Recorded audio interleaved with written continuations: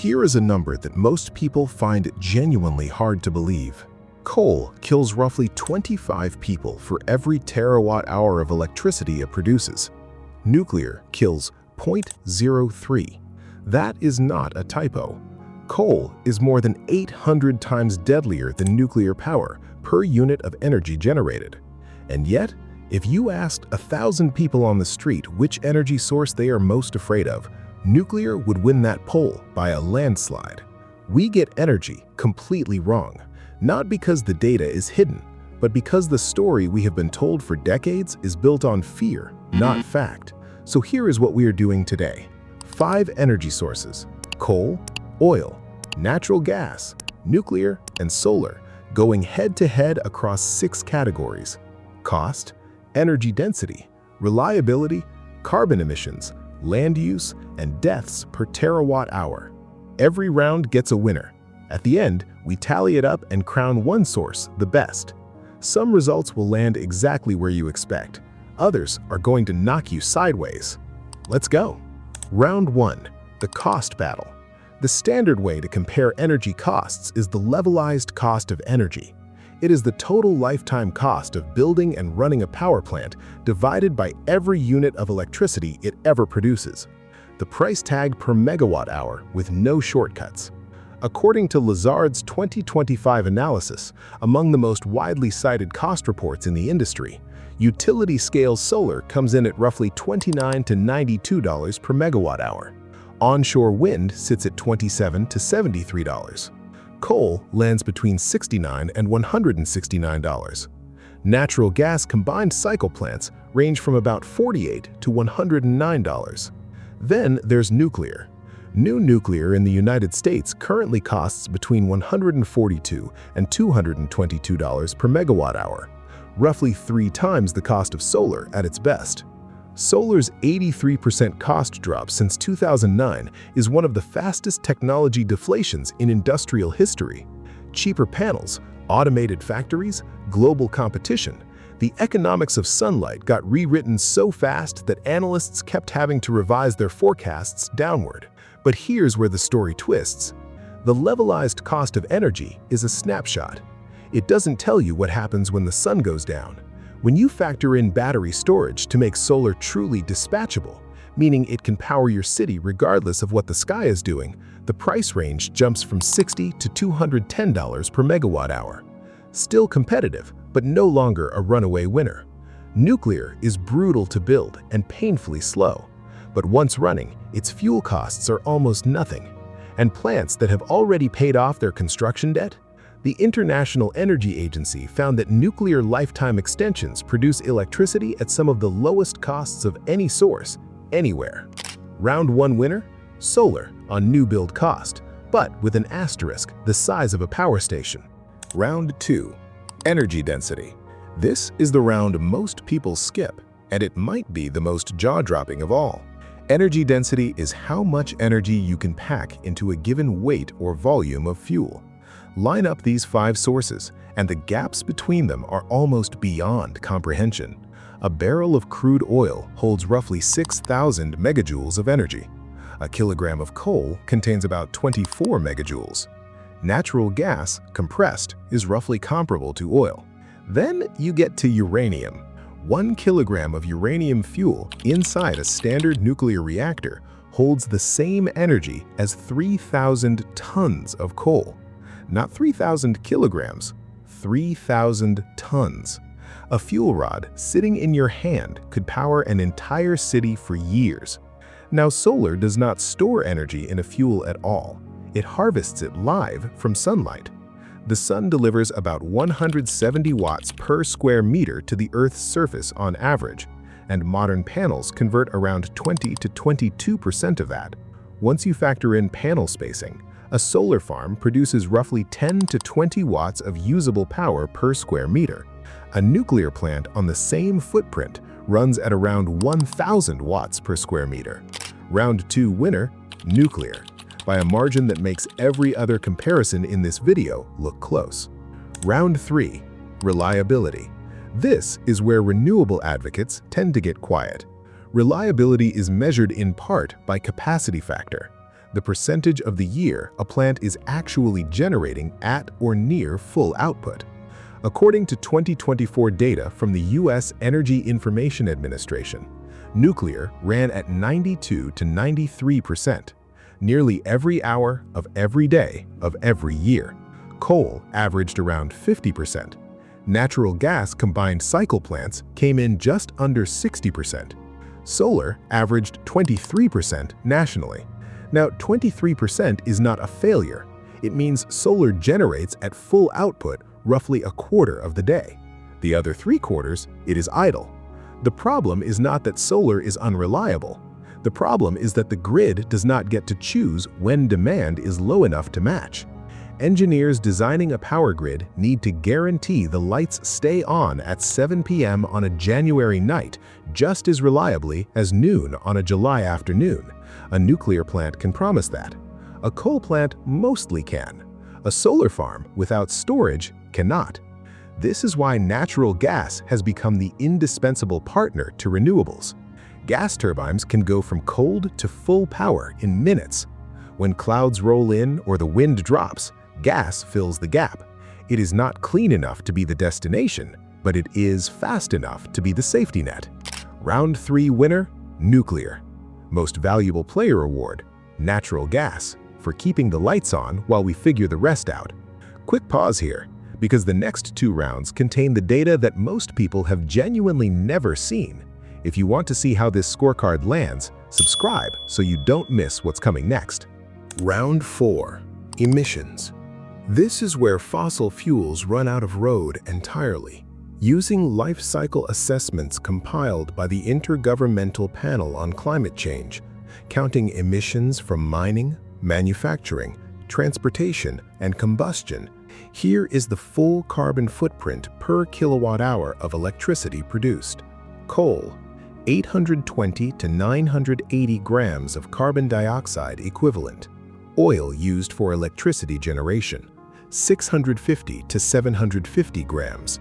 Natural gas, 450 to 500 grams. Then the numbers fall off a cliff. Solar photovoltaic, around 40 to 50 grams per kilowatt-hour.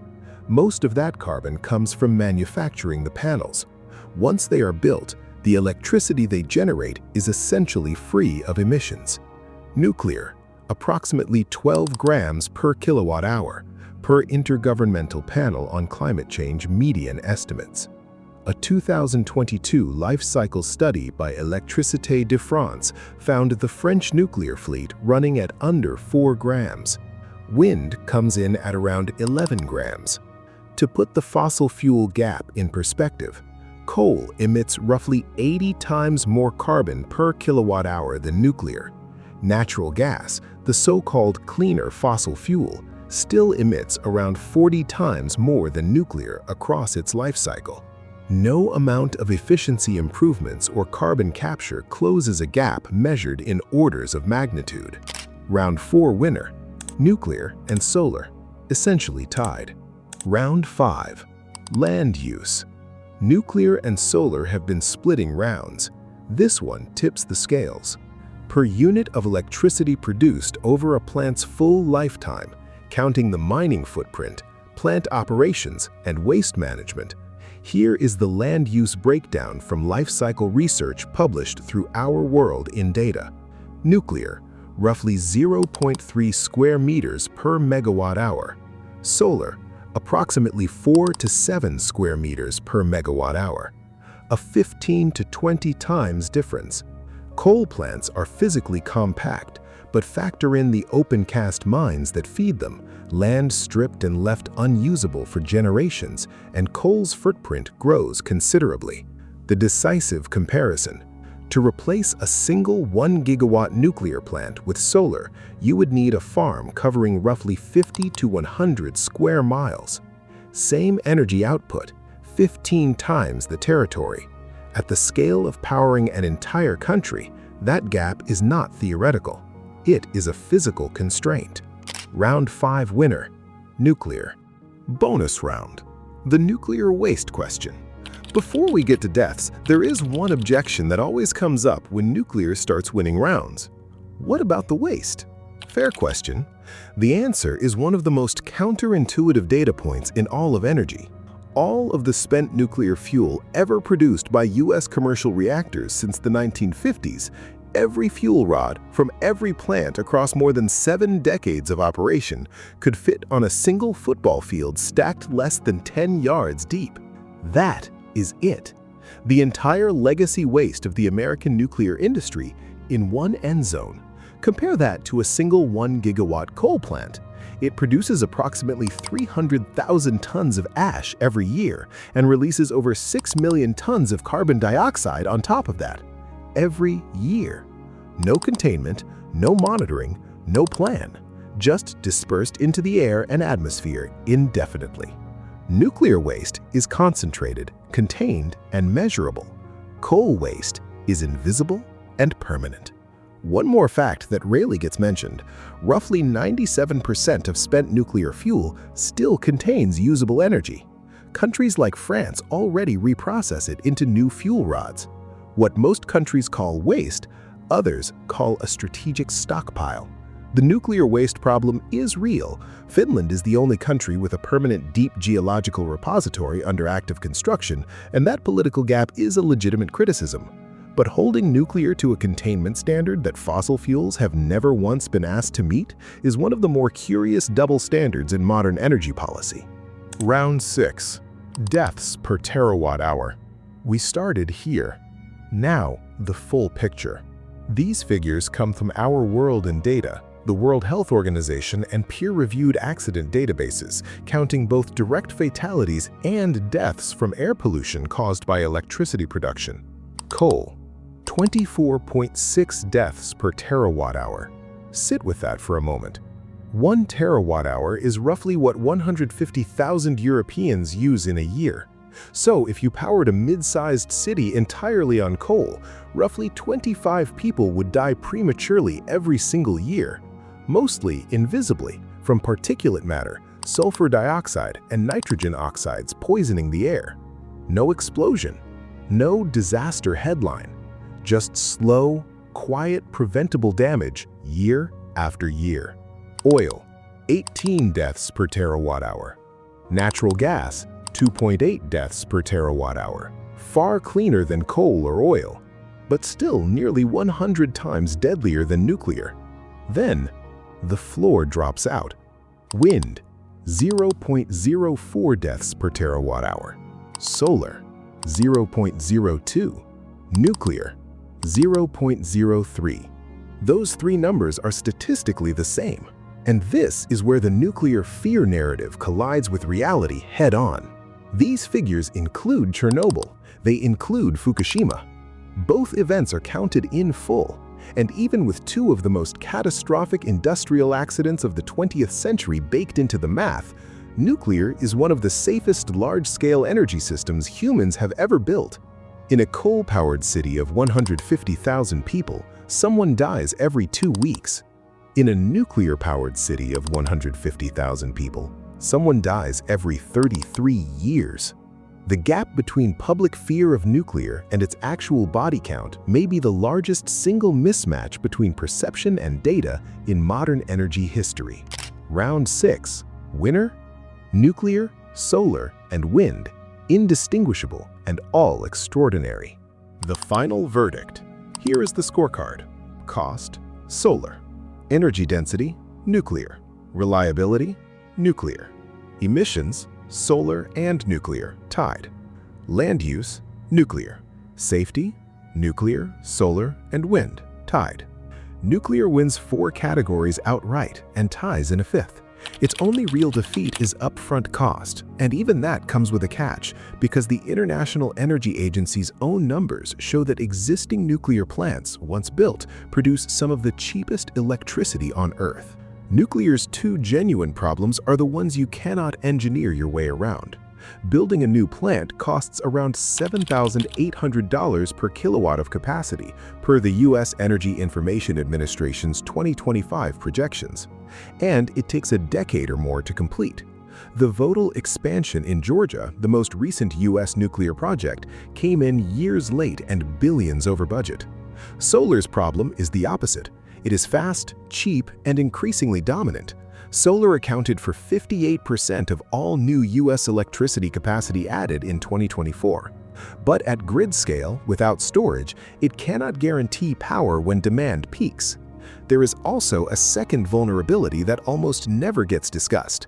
According to the International Energy Agency, China controls over 80% of every manufacturing stage in a solar panel's supply chain: polysilicon, wafers, cells, and finished modules. One factory in Inner Mongolia has enough capacity to supply the entire annual solar demand of the European Union and India combined. Solar is cheap because China spent 2 decades making it cheap through state-backed industrial policy. That's good for the planet's carbon balance, but it means the world's fastest-growing energy source has its entire supply chain concentrated in a single country.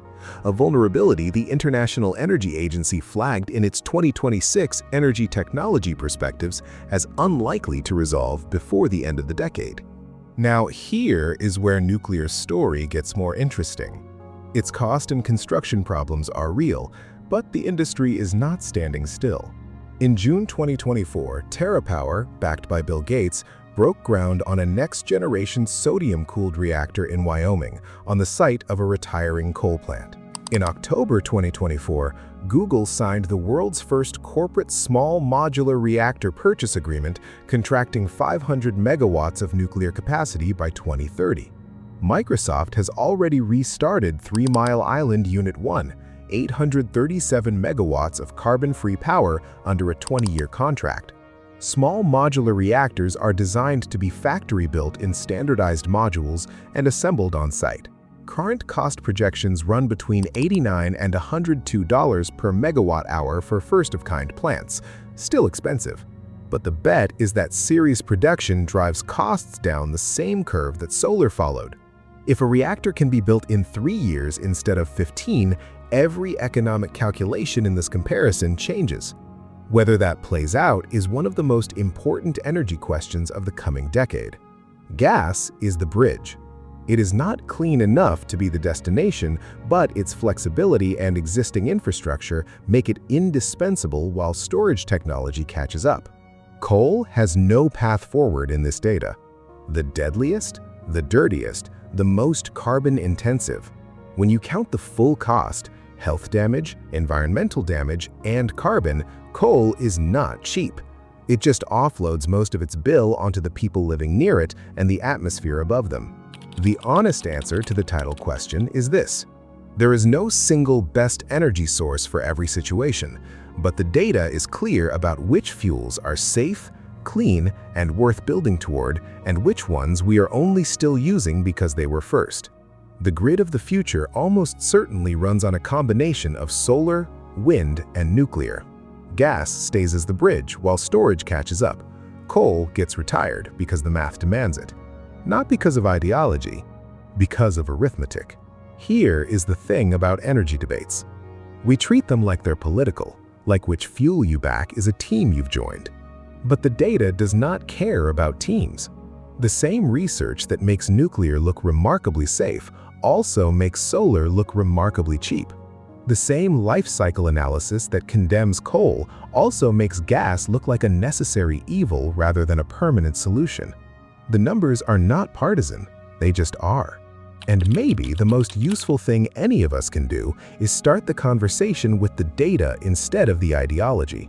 If this video gave you a sharper picture of where the actual trade-offs live, consider sharing it. And subscribe if you want more content built the same way. Deep research, real numbers, no agenda. The next one is coming, and the topic is just as contested as this one.